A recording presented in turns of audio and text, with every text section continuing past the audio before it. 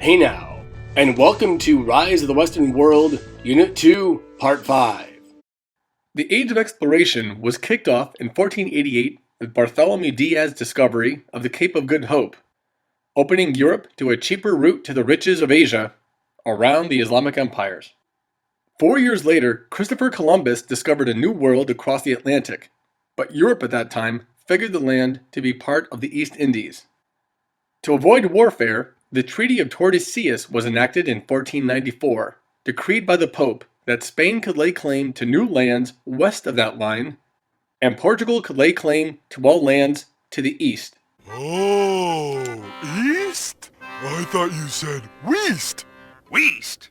When Vasco da Gama traded with Indian merchants, he paid directly with gold and silver, since the Europeans didn't have many goods of which the Asian empires were interested. And after people like Amerigo Vespucci caught on that the land discovered by Columbus was indeed a new world, the insatiable appetite for gold and silver led Europe toward a conquest of the Americas. So now we ask, how and why did Europe conquer the Americas? Diaz's voyage around the Cape of Good Hope signified the beginning of the Commercial Revolution, which lasted from 1488 to the middle of the 18th century. It was a period of European economic expansion motivated by mercantilism and colonialism. The primary players were Portugal, Spain, Britain, France, and the Netherlands. Together, they colonized lands and virtually every major landmass in the world.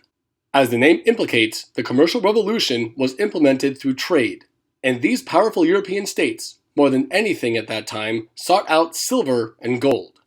In 1519, Ferdinand Magellan, a Portuguese mariner, embarked on a Spanish expedition to reach the riches of the East by sailing west. He and his crew passed through the Straits of Magellan and traversed the Pacific Ocean, landing in the Philippines. It was here that Magellan was cut down and killed by native Filipinos during a hostile engagement. The surviving crew traded for valuable spices in Southeast Asia and set out to return home.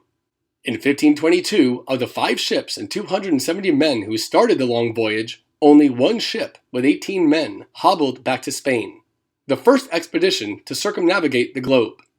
While the voyage did manage to turn a minor profit, the dangers and difficulty of the journey proved to be too impractical for any realistic commercial interest. However, around the same time Magellan had embarked on his fateful voyage, another man had set out to conquer an entire empire. In 1519, Hernan Cortez, a Spanish conquistador or conqueror, set out to claim the interior of Mexico for Spain. Cortez was accompanied by around 600 men, several horses and cannons, as well as thousands of native allies, hostile to the Aztecs. When Cortez landed with his army, he scuttled his ships, sinking them deliberately and thus properly motivating his men. Reports of Cortez were delivered to the Aztecs, and many believed these intruders may have been gods.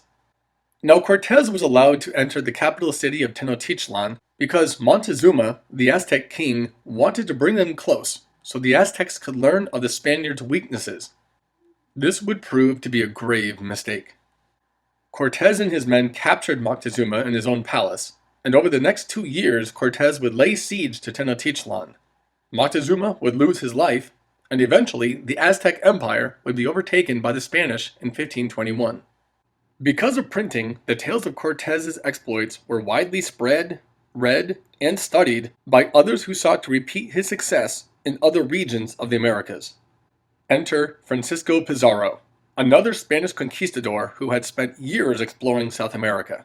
In 1532, seeking the riches of the great Inca Empire, Pizarro met with Emperor Atahualpa, where he was resting in Cajamarca after defeating his half-brother in a civil war.